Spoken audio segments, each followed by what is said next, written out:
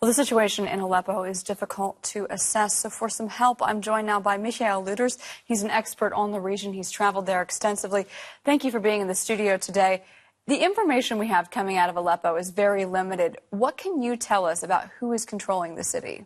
Well, the western part has been controlled by government forces since the beginning of the war, and the eastern part has been controlled by rebels, terrorists, whatever you want to call them. And now the situation is that government forces are advancing towards the eastern parts of Aleppo. All supply routes have been cut, so therefore the situation for the rebel fighters inside the eastern parts of Aleppo is very, very difficult, and there seems to be no way out. It's doomsday for them, so to speak. But there is a way out because the Syrian government has opened these so-called humanitarian corridors. They say so that people who are stuck inside can escape, and yet people have been very reluctant to use them, it seems. Why is that?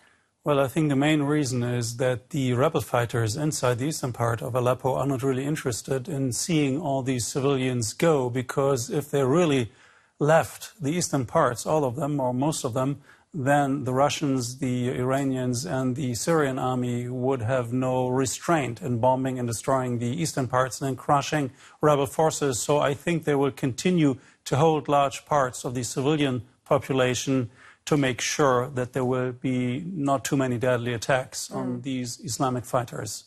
It's a disturbing situation, and we have unconfirmed reports today from Reuters, a spokesman for the Syria Civil Defense saying that Sarakweb in Idlib province, that's a rebel-held area, has been attacked with what they are calling chlorine gas. Both sides in the Syrian civil war have been accused and denied using chemical agents. What do you make of this latest report? I think we need to be very careful as to answering the question who is behind it. We don't know the details. They are very sketchy.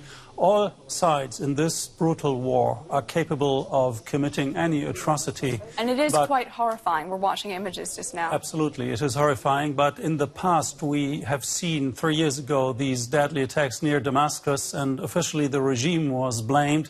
And Obama was about to dispatch soldiers to Syria because that was his famous line. But he was very right to be careful, because a year later the New York Times reported that obviously it was not government forces that used this gas, but rather opposition fighters that got this sarin gas from Saudi Arabia and Turkey. How hopeful are you that UN talks are going to continue at the end of the month? Well, I mean, there will be talks going on, but for the time being, the Syrian government, the regime, has no reason to do any bargaining because it's in a very strong position. Government forces are advancing on all fronts, and it seems that for the time being, at least, the tide is in favor of Bashar al-Assad, the Russians, and Iran in Syria. Lüders, our expert on the region, with me today in the studio. Thank you very much.